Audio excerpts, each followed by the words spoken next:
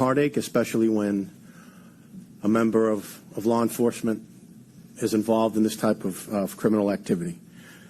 ATF is responsible for the enforcement of federal firearms laws, and as part of that duty, ATF issues licenses to those persons who desire to lawfully deal firearms and seeks to protect the public by preventing unlicensed dealing of firearms in violation of federal law. Repeatedly purchasing firearms with intent to resell for profit without possessing a federal firearms license is a violation of federal law and poses great risk to public safety.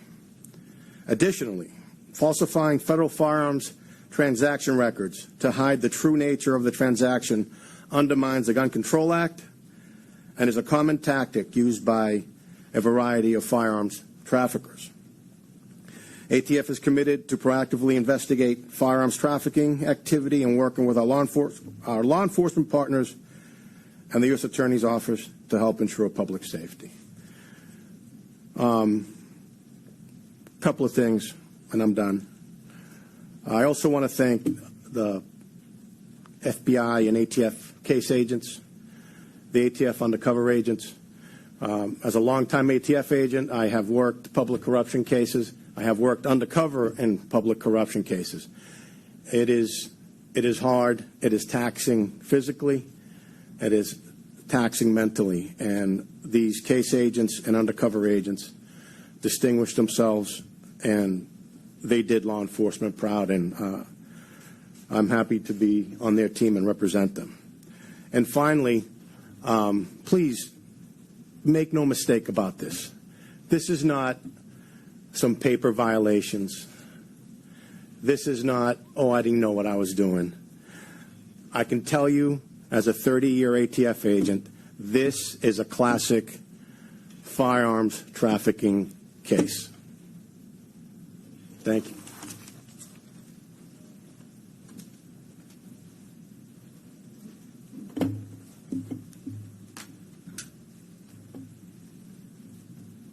Good afternoon. My name is Todd Hemman, and I am an Assistant Special Agent in charge with the San Diego Division of the FBI. Today we are here to announce the indictment and ensuing arrests in a case that involves government officials who abuse their positions of power and trust. This morning's operations marked the culmination of several months of activity by the investigative team. Law enforcement is at its best and most effective when agencies work closely with one another, to include sharing intelligence and information and contributing specific and specialized subject matter expertise toward a common goal. All of these elements were present in this case. In 2018, the San Diego Sheriff's Department referred allegations of criminal activity to include a bad actor within their own organization to the FBI. Based on this initial information, the FBI opened this federal investigation. I would like to thank the San Diego Sheriff's Department for their transparency, for their commitment to maintaining an organization that prioritizes integrity, and for their trust in the FBI to pursue a thorough and responsible investigation.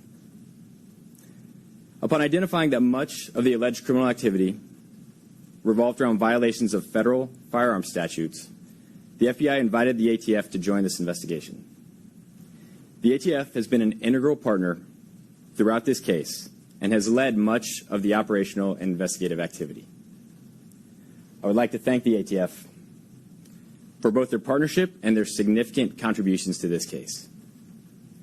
As is true in virtually every FBI investigation, we consulted the United States Attorney's Office at the onset of this case and worked closely with the United States Attorney's Office to arrive at this juncture. I would like to thank the United States Attorney's Office for their consummate professionalism and continued guidance throughout the investigative process, to include identification of the federal charges which were indicted just yesterday. And finally, I would like to publicly acknowledge the contributions of my own personnel, to include the FBI case agents, professional support staff, and supervisory special agent, who lived and breathed this case many days for the past several months. In my opinion, they did an outstanding job and are a big part of the reason that we stand here before you today. Inherent to our nation's justice system is the principle that law enforcement officers be trustworthy in their positions and uphold the law themselves. The vast majority of law enforcement officials are honest and committed to serving their fellow citizens. Unfortunately, a small percentage abuse the public trust. These abuses may take the form of public corruption, color of law allegations, or, as was alleged in this investigation, using law enforcement access to aid and abet criminal activity.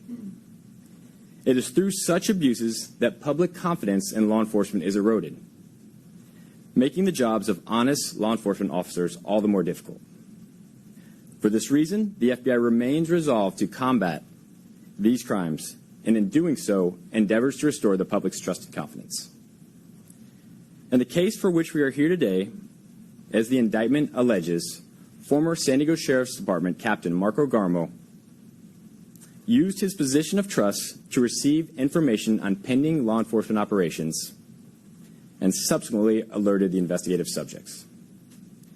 As you will read from the indictment, Garmo allegedly alerted marijuana dispensary owners of pending law enforcement operations on at least 2 occasions. When questioned by federal investigators, Garmo denied tipping the dispensary owners, resulting in a separate charge as part of the indictment. In addition to the erosion of public trust, communication of pending law enforcement operations to investigative subjects has the potential to put the safety of law enforcement officers at risk. This is unacceptable. Law enforcement is a dangerous occupation, and Garmo's alleged actions significantly increase the risks to all law enforcement officers involved in the referenced enforcement operations. This investigation is one example of the great work conducted by the men and women of the FBI, working in close coordination and collaboration with our partners. Rooting out abuses of public trust can be exceptionally difficult, but it is a mission for which the FBI is well suited and uniquely qualified. The FBI is committed to investigating all potential federal crimes, including any form of public corruption or abuse of authority, as we have shown here today with this important case. Thank you.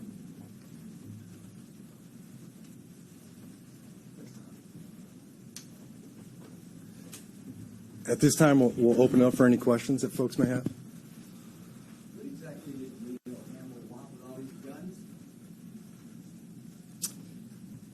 I'm not sure that we can answer that at this point. As alleged in the indictment, part of the sales, as he admitted in his plea agreement, went to potentially his support of future political aspirations for then Captain Garmo. But beyond what his personal interests were in these firearms, I don't think we know. Do we know who or where these guns were being sold? Nick, do you want to handle this one? Sure.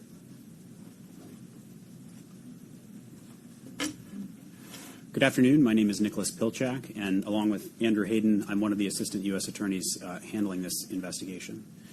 As alleged in the indictment, Captain Garmo trafficked in over 100 firearms.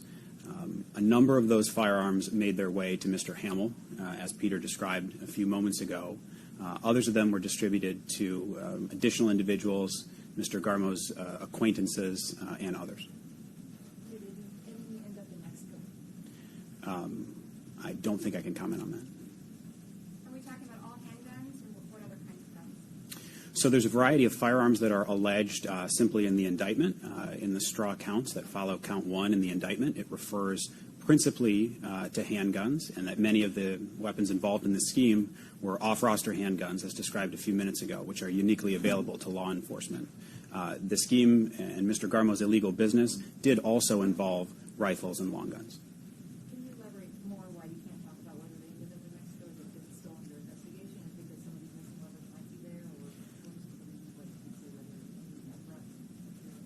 I'm afraid I can't get any further into that. What I can say is that obviously the missing weapons at this time, law enforcement is unaware of their location, and that's one of the reasons we're asking the community for any assistance that individuals may have about where these firearms may presently be located. I understand that the case was referred to Robert Dumanis at the time, to the DA, and no charges were filed. And you said why charges weren't filed back then. So obviously I can't comment on the decision of the district attorney at that time in 2017. What I can tell you is that the information that was appeared to have been available at that time is different from the information that was developed during this investigation. This investigation, which obviously only concluded recently, developed further facts about the conduct, about the extent of the conduct, and about the motivation of the conduct as laid out in the indictment.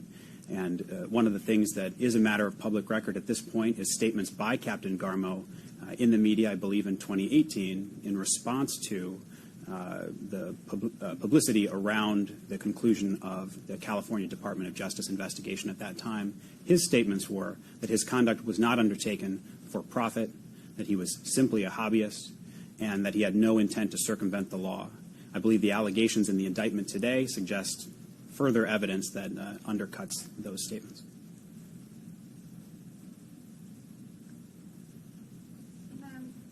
This Anton guy, can you explain where he fits in? Is he this consulting business? It's really vague. Is he just like kind of a friend who helped out with this? As alleged in the indictment, Mr. Anton held himself out as a consultant, described himself that way to other individuals. And a part of his consulting business was these CCW applications that Mr. Mazza described a moment ago. Specifically, what Mr. Anton was trading on in collecting cash payments of between $1,000 and $2,000 from his consulting clients was his ability to fast-track their applications to get CCW appointments with the sheriff's civilian staff. That time there was a significant backlog for those applications. Mr. Anton, as alleged in the indictment, leveraged his special relationship with a person at sheriff's who he'd made unlawful cash payments to fast-track his clients' applications. And what happened to that staff person? I don't believe I can comment on that at this point. What I can say is that part of Mr. Anton's scheme also involved paying a kickback to Captain Garmo when Captain Garmo would refer clients to Mr. Anton. Is there any concern? They were getting their appointments quicker, but is there any concern that their applications were also maybe being reviewed more favorably than anyone else's who was applying? There's no allegation on that point at this time. Any idea how much the defendants made through this scheme? The best estimate of the gross profit would be related to the number of firearms, and so a very rough approximation of that can be taken simply from the number of firearms, but there's no specific allegation as to the amount of proceeds at this time. You have a ballpark? I don't know. So how much was he selling these firearms for a piece? Based on the special privileges available to law enforcement and the California roster prohibition, which meant that only law enforcement had access to these guns, Captain Garmo was able to take advantage of sort of a price premium that he could charge, especially for off-roster handguns. Again, I don't have a specific dollar value. Can you just explain a little bit more about what an off-roster gun is and why it would be attractive to trade in? As spelled out in the indictment, the California roster prohibitions limit the amount of guns are available in an initial purchase to a member of the general public. As new guns come out, they may or may not be added to that roster. Guns that are not on the roster, of course, have limited availability, and so for a particular new firearm, someone who's interested in obtaining it may not be able to do so, at least not initially. And that creates an opportunity for someone to do what Captain Garmo did here, which is to buy and flip those guns at a significant volume, potentially for a profit. You're saying these are, in some cases, newer weapons that are not available to the general public? What I can say is they're weapons that have not yet been added to the roster. And why would a weapon that doesn't have a trace, can you just explain this for the viewers at home, why that's significant? I'm not sure I understood the question. Well, if a weapon doesn't have a trace, then the person who's buying it is free to shoot the weapon, do whatever he wants with the weapon. Can you just explain why that's significant? That's one of the ramifications of a straw purchase. I believe, as the gentleman from the ATF described, it's important for the licensing system to be able to have an accurate record of the registered owner of a particular firearm. The crimes that are charged in the indictment a straw purchase of a firearm, undercuts the ability for the accurate registration information to be maintained by law enforcement. Is there any evidence that any of these weapons ended up, being used in a crime or in the hands of alleged victims? There's no allegation on that or evidence on that point at this juncture. Do you have wires in this investigation? There's no, again, nothing about that in the public record at this point. So where is Leo Hamill right now? Is he in custody? Has he bailed out? Mr. Hamill made an initial appearance and entered a guilty plea earlier this morning. The court granted him a $250,000 bail. He's currently not in custody, correct? There's been a number of these cases in Southern California recently. Can you speak to why or if there's something that should be done for I can't speak to the underlying motivation of the crimes any more than I have or a potential legislative fix, but you're certainly right. I believe there was a jury trial verdict rendered earlier this week on two police officers in the Central District. And then how many CCWs are we talking about with this? Again, I'm not sure that there's evidence of that in the public record at this point. Just a number, multiple? The indictment refers to multiple, yes.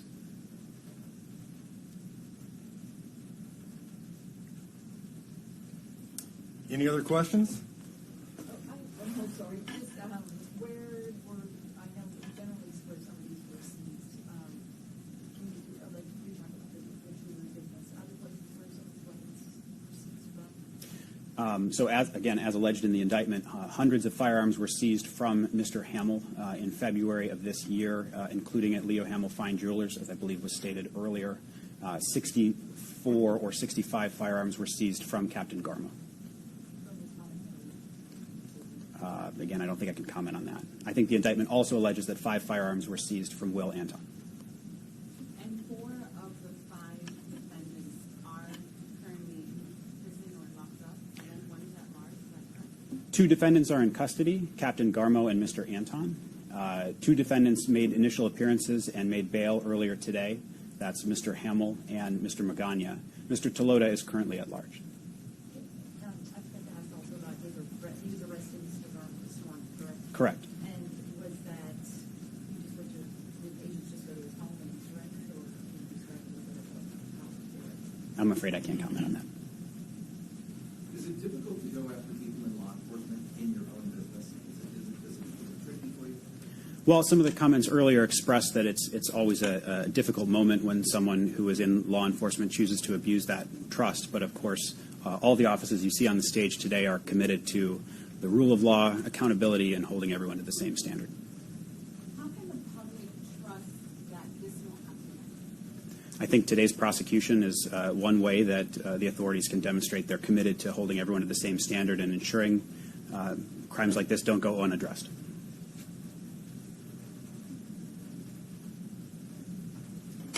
Thanks, everyone.